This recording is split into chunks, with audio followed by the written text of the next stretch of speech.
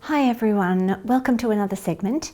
In this segment we will examine predictable texts or predictable books, particularly those books that children will bring home in the early years for the home reading program.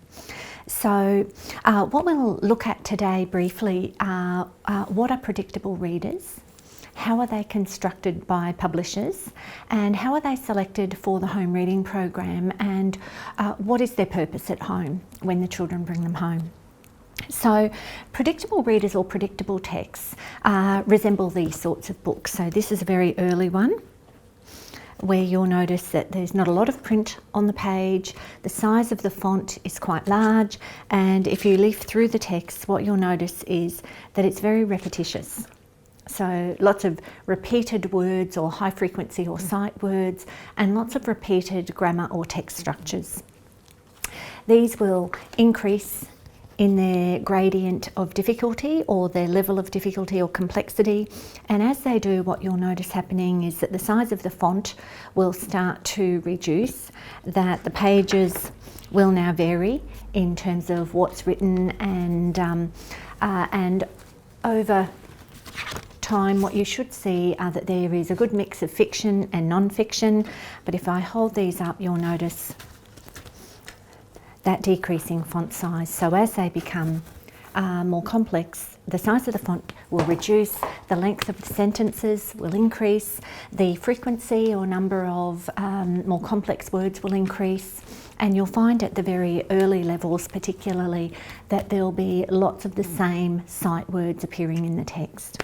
So predictable texts are the texts that are specifically used for classroom reading programs to teach children to read. So that's why there is such a high level of predictability. And so if we look at the construction of a predictable text and what makes them predictable, there are two significant and core factors. One is the theme or idea for the text. So publishers will know and understand, particularly in these very early levels, that young readers can't yet recognise or work out all of the words that they're reading. So they need some support as they're building these skills. So the first element of predictability in the text is that theme or idea. So you'll see that context or idea represented on the picture page. So here what authors will be selecting are pictures that match words that are anticipated to be words many children of that age will have experienced or come across before. So in this one here, it's different animals that might be found at the zoo. In this one here, it's different places in a house that you might look for a toy. So near the bed, on the couch, in the kitchen, and so forth. So there's predictability around the context or ideas in the book, and they usually match the pictures in the book to give the children those really rich picture prompts. The other element of predictability is the structure of the language. So it's anticipated that many children of this age will have heard the group of words, "Can I go to the?" said the. So that will be quite predictable. So that predictable language structure or grammar structure will be heavily featured through the text.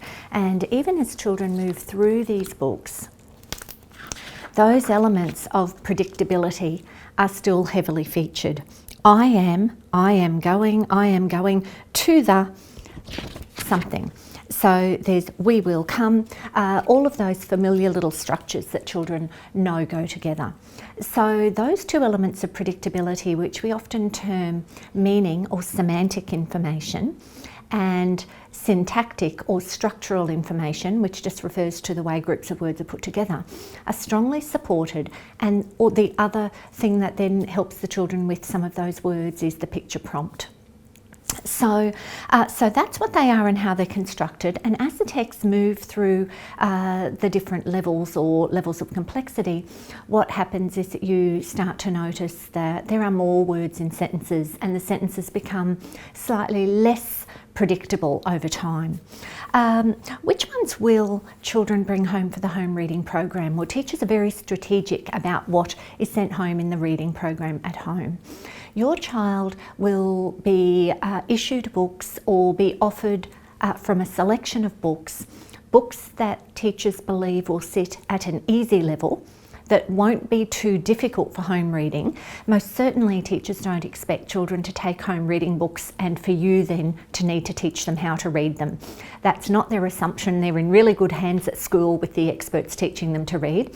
The job of the home reader should be a less onerous task, one in which the school-home connection can be strongly established, one in which you can send a strong message that you value this reading exercise and the act of reading that your child is participating in, and that you're kept in touch with what the children are reading at school and how they are going with that reading.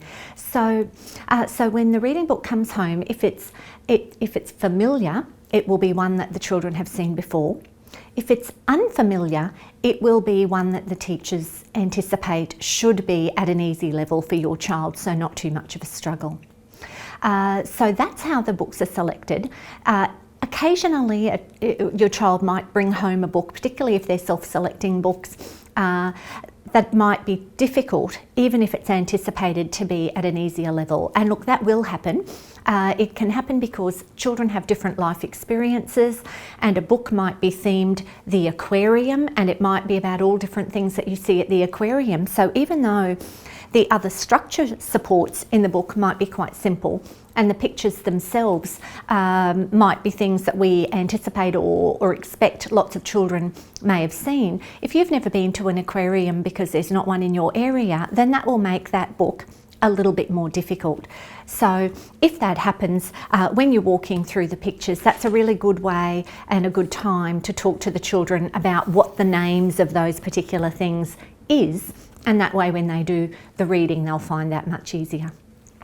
I hope that helps. So that's predictable reading books. They'll be the bulk of the ones that you can expect most schools will send home for home reading programs. You might find that your school also uses a group of readers called decodable readers, and I'll do another segment about those at another time. Thank you, everyone.